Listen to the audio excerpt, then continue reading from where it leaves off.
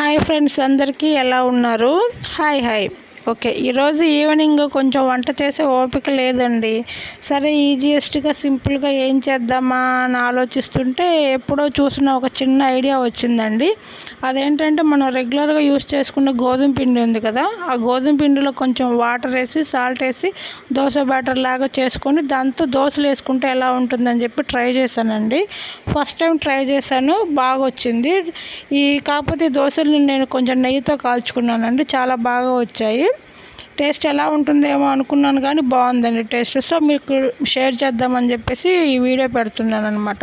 మొత్తం ఎంత 4 దోశలు వేసుకున్నానండి. దోశలు అనొచ్చా వీటిని, ఏమో మీరే చెప్పాలి. 4 దోశలు, అందులోకి కొంచెం బీరకాయ కర్రీ. ఏం సరిపోతుంది అనుకుంటున్నారా? ఇదిగో ఎగ్. సో 4 దోశలు, ఎగ్, బీరకాయ కర్రీ సరిపోతుంది నాకు.